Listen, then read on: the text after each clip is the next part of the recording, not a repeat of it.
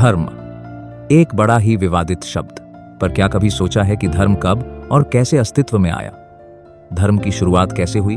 क्योंकि परमेश्वर ने तो कोई धर्म नहीं बनाया। समय की शुरुआत से ही उसने सिर्फ मनुष्य से एक रिश्ता चाहा है। जब परमेश्वर ने आदम और हव्वा को बनाया तो उनका परमेश्वर से एक सीधा और आत्मिक रिश्ता था। उस समय कोई मंदिर, रीति रिवाज, पूजा पद्धति या धार्मिक व्यवस्था नहीं थी। सिर्फ एक सच्चा और जीवंत संबंध था। धर्म तब आया जब मनुष्य ने पाप किया और परमेश्वर से दूर हो गया। जब पाप ने मनुष्य और परमेश्वर के रिश्ते को तोड़ दिया उत्पत्ति 3 में, तब इंसान ने अपने तरीके से परमेश्वर तक पहुंचने की कोशिशें शुरू की। पूजा, बलि, नियम, परंपराएं और अलग अलग पंथ या धर्म बनाए। तो फिर धर्म कैसे अस्तित्व में आया? पाप के कारण दूरी बनी और इंसान ने धर्म बनाए।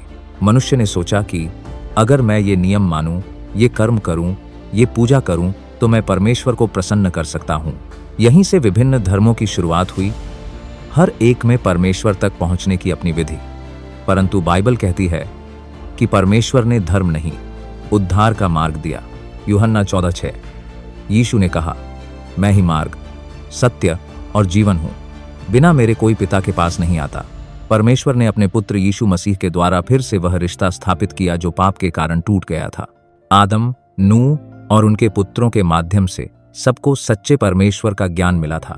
नूह के जल प्रलय के बाद सारी मानवता एक ही भाषा बोलती थी, टावर ऑफ बेबीलोन। उत्पत्ति 11 की घटना ने सीधे धर्मों की शुरुआत नहीं की, लेकिन इस घटना के बाद धर्मों के फैलने और बनने की प्रक्रिया की शुरुआत जरूर हो गई थी। उन्होंने एक बड़ा शहर और एक ऊंची मीनार बनाना शुरू किया। यह ईश्वर की महिमा के लिए नहीं, बल्कि अपना नाम बड़ा करने के लिए था। परमेश्वर ने उनका घमंड देखा और उनकी भाषाएं विभिन्न भाषाओं में बांट दीं ताकि वे आपस में कुछ भी ना समझ सकें। इसका परिणाम यह हुआ कि वे धरती पर फैल गए, अलग अलग समूहों में।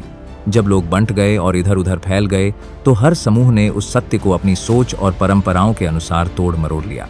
धीरे धीरे उसमें कल्पनाएं, डर, प्रकृति पूजा और मूर्ति पूजा का आरंभ हुआ। प्रकाशित वाक्य 17 में बेबीलोन को व्यभिचारिणियों की माता कहा गया है। बेबीलोन बना झूठे धर्मों का केंद्र। परमेश्वर ने कभी धर्म की रचना नहीं की। उसने हमेशा इंसान के साथ एक जीवित और सच्चा रिश्ता चाहा, विश्वास और आज्ञाकारिता के आधार पर। लेकिन बेबीलोन की घटना के बाद मनुष्यों ने अपने तरीके और धर्म बना लिए, जो उन्हें परमेश्वर से कोसों दूर ले गए।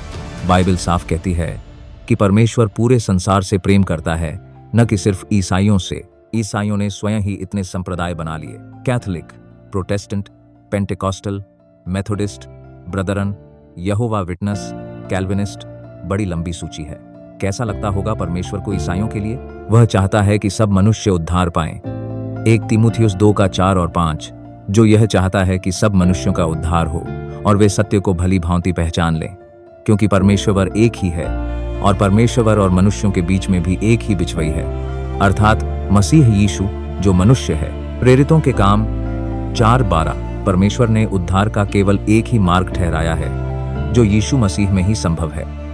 स्वर्ग के नीचे मनुष्यों में कोई दूसरा नाम नहीं दिया गया है जिसके द्वारा हम उद्धार पा सकें।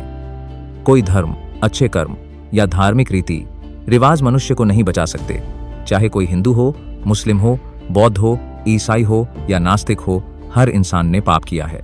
सबको पाप की क्षमा और अनंत जीवन की आवश्यकता है, और बाइबल कहती है कि यह सिर्फ यीशु में मिलता है।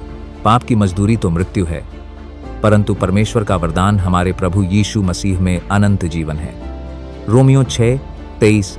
आज हम शरीर की मृत्यु को देखते हैं, लेकिन बहुत कम लोग आत्मा के बारे में सोचते हैं। बाइबल सिखाती है कि हमारी आत्मा अमर है, यानी कभी नहीं मरती। यह जीवन अस्थायी है, लेकिन आत्मा का अस्तित्व अनंत काल, इटर्निटी तक चलता है। जब परमेश्वर ने मनुष्य को बनाया, उसने अपनी सांस, स्पिरिट उसमें फूंकी और वह जीवित आत्मा बन गया। शरीर मर सकता है, लेकिन आत्मा कभी मरेगी नहीं, क्योंकि यह परमेश्वर से आई है। हर आत्मा को एक दिन परमेश्वर के सामने खड़ा होना है। उसके बाद आत्मा को 2 में से एक स्थान मिलेगा, नरक जो परमेश्वर और उद्धार को अस्वीकार करते हैं, स्वर्ग जो यीशु पर विश्वास करते हैं और उसके पीछे चलते हैं। लेकिन हमारी मंजिल का फैसला इस जीवन में होता है।